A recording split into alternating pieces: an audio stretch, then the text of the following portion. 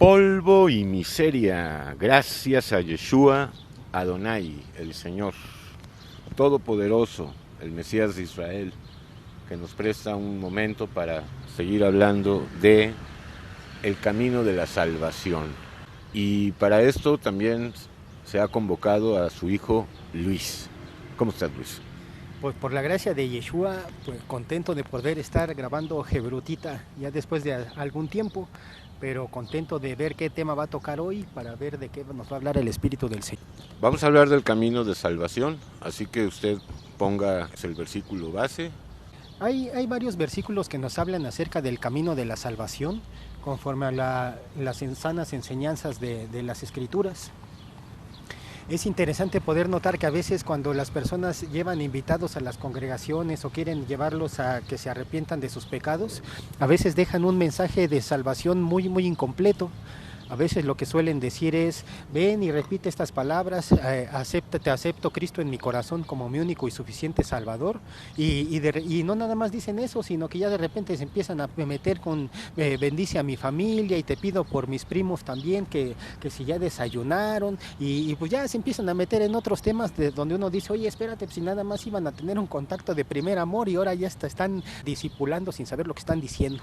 Entonces vamos con la ayuda de Dios en este estudio a ver exactamente qué se debería de estar confesando para poder saber de qué es de verdad el nacer de nuevo, qué es ser una nueva criatura, qué es tener un hombre revestido por el bautismo de Cristo, revestido de Cristo, como dice Gálatas 2. Así es, porque la salvación es sencilla, pero no tanto como la postula la iglesia apóstata, que ya llegué y repite la oración del pecador, imponen las manos, la debida ofrenda, diezmo, y vámonos, ¿no? Pero sí es simple esta salvación gratuita para aquellos que llegan arrepentidos. Yo diría que el punto principal, como siempre, es el arrepentimiento, ¿no? Porque muchos llegan a las iglesias, pero no están arrepentidos.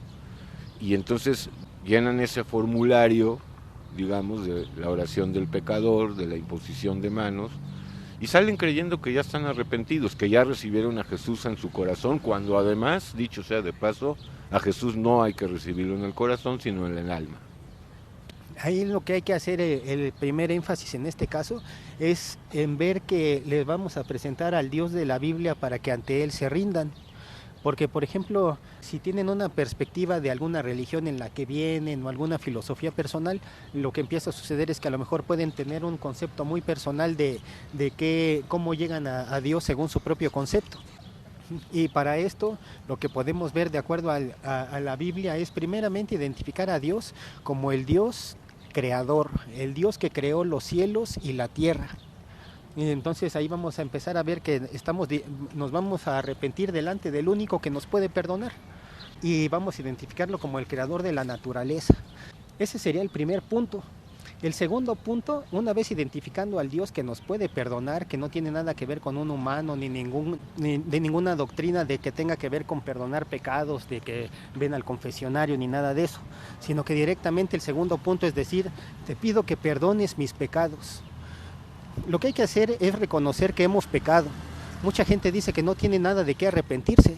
Sin embargo, en los pecados es bueno decir, no nada más generalizar, te pido perdón por mis pecados, sino también decir, si cometió alguien, por ejemplo, algún robo, algún asesinato, decir, te pido perdón por haber robado, por haber asesinado, y el alma se empieza a lavar específicamente más, porque dice que Juan el Bautista, cuando los llamaba a bautizar, dice que confesaban sus pecados. Entonces el arrepentimiento, el bautismo de arrepentimiento para preparar el camino de salvación. Entonces, una vez que se le pide a Dios que perdone los pecados, el tercer punto es que dice las enseñanzas de Mateo capítulo 6, versículos 14 y 15, dice que si nosotros no perdonamos a los demás, tampoco nuestro Padre nos perdonará. Entonces es importante que cuando nosotros estemos orando, si alguien nos ofendió, también perdonarlos, por si ellos siguen, nosotros contemos con la defensa de Dios, pero también al mismo tiempo perdonando a nuestros ofensores. Perfecto. Nada más yo quisiera acotar algo acerca del arrepentimiento, porque sí es verdad, llegan las personas y perdón por haber robado, perdón por haberle sido infiel a mi esposa, perdón por haber matado o por haber destruido mi cuerpo con drogas. Pero la dimensión del pecado es más profunda, ¿no? Yeshua lo dijo, si alguno mira a una mujer o viceversa, con lujuria, con codicia, ya pecó en su corazón, con la mente. Entonces yo diría que se gana mucho más o entra mucho mejor la revelación, por no decir que es la única forma en que entra, si uno no confiesa 1, 2 o 3 o 5 pecados, sino toda una vida de pecados. Así es, ahí es donde cada quien se hace responsable de la carga que quiere dejar para empezar a tener una nueva forma de vivir. Entonces, en ese aspecto, después de perdonar a todos, hay que tomar en cuenta que si guardamos resentimiento, amargura o deseos de venganza, que son los que dicen Hebreos 10:15 que contaminan, entonces eso dice, tampoco vuestro Padre los perdonará.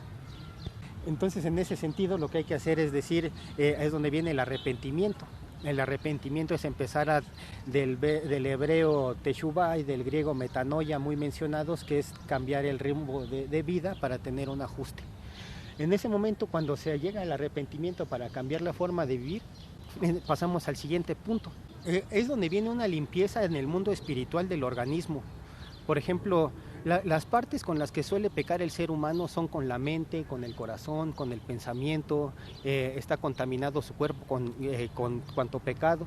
Entonces está demostrado que aunque Dios no va a habitar en ciertas partes del organismo si es que está contaminado, por pecado, no, pero entiéndase pecado y no cualquier juicio o prejuicio de la gente de lo que a su concepto es pecado. Entonces en ese momento la confesión empieza a limpiar los pensamientos, las cosas que se albergaron de malas intenciones y la persona empieza a ser limpia. En ese momento se apela a que sea limpiado la mente, el corazón, el alma, todo con la sangre de Cristo. Ese es el siguiente punto de la salvación, el papel importante que juega la sangre de Cristo como redentora.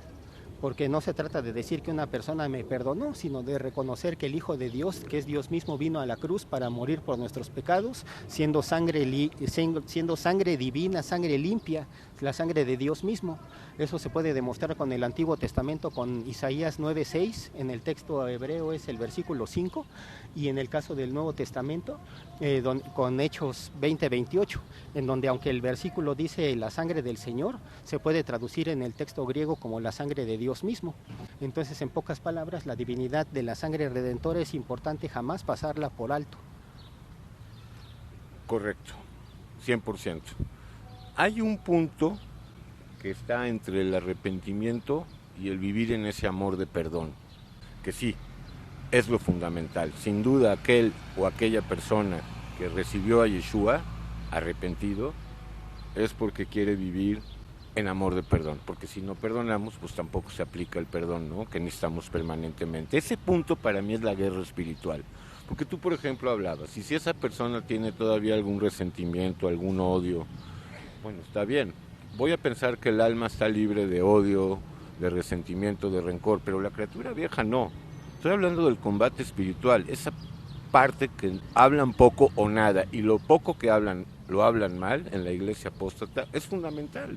Las personas creen que ya quitó Dios el pecado de ellos, muchos creen eso, con eso de Juan 1:29, he aquí el Cordero de Dios que quita el pecado del mundo, y pues ellos lo extrapolan o lo interpretan y dicen, no, pues si ya no está en el mundo, que es una locura porque está más vigente y palpable que nunca, tampoco está en mí. Entonces los dejan sin armas. Hay una guerra espiritual permanente en contra de la criatura vieja que es envidiosa, que es rencorosa, que es ingrata, que es dura, que es incrédula, más aún que se opone a la ley de Dios. Así es, en ese sentido lo que va a suceder es de que la persona cuando empieza a andar en sus primeros caminos de la salvación va a empezar a tener sus primeras pruebas de las cosas que tiene que empezar a dejar o con las cosas que va a empezar a bregar para empezar a subir en su nivel espiritual de pruebas. En ese sentido lo que hay que hacer es, como ahorita veíamos, si el resentimiento lo está combatiendo para salir adelante o si el de afuera lo está juzgando de que si él todavía no ha sido salvo, entonces el prejuicio entra en que esa persona no está entendiendo bien Primera de Corintios 5 del 9 al 11, en el que, como acaba de decir usted, no es lo mismo que alguien llamándose hermano siga en pecado a alguien que de verdad está tratando de salir adelante. Entonces ahí es donde se ve quién sí de verdad está naciendo de nuevo y quién está imitando una salvación que no es. Ahora, Después de que se hace esa confesión de la sangre del Cordero, podemos entender lo que son los pilares doctrinales. Entonces, por ejemplo, ahí ya teniendo como pilar y confiesas que Dios le levantó de los muertos, serás salvo. Ahí empiezan a aplicarse las promesas de salvación, lo que es la sangre del Cordero, la resurrección, el arrepentimiento, la sangre de Cristo, el perdón, el creer que Dios nos está perdonando. Son pilares clave, no se detienen las cosas en decir te acepto en mi corazón y pasa a tu asiento y gracias por venir, sino que todavía la oración puede continuar con un compromiso muy interesante, como decir, te abro la puerta de mi vida, en lugar de estar abriendo puertas de maldad y puertas de pecado, decir, Dios, pues empieza a guiarme, a controlarme, para eso has dado tu espíritu, para que nos guíe. En el libro de los Hechos, en la carta a los Efesios, siempre dice que su espíritu está dispuesto a guiarnos. Entonces, en ese sentido, envía a tu Espíritu Santo a que entre en nosotros, que es una promesa. Dice Romanos 8 que si el Espíritu de Dios no está en nosotros, no somos de Él. Si el Espíritu de Cristo no está en nosotros, no somos de Él. Efesios 1 dice que el Espíritu es las arras de nuestra herencia, de posición adquirida para alabanza de su gloria. Entonces ese es un compromiso doctrinal conforme a los versículos que nos hablan del camino de salvación, y no a lo mejor algunas palabras mecánicas con un intento de salvación que no te vayan a dejar en la cuerda floja y luego al rato digan, pues es que yo lo vi que hizo la oración y otra vez ya está en el mundo y a lo mejor ya perdió su salvación, y de repente uno está diciendo, es que sabes qué, pues pasó muy cerquita, como la parábola del sembrador junto al camino, entre las piedras, entre los espinos, pero pues nunca fue, porque el que permanece conforme a la sana doctrina sin volver atrás cae en buena tierra y da fruto. Ok, pero no es tan sencillo vivirlo. Hablarlo sí es sencillo, implica una lucha, una guerra. Entonces, puntualizando para pasar ya al llamado. El primer movimiento es volver a Dios, no volverse a las iglesias, sino a Dios, a Yeshua, arrepentidos. En ese momento viene la exoneración de culpas, no la quita del pecado, pero sí la quita de culpas, de la condenación y la maldición también por causa de la ley.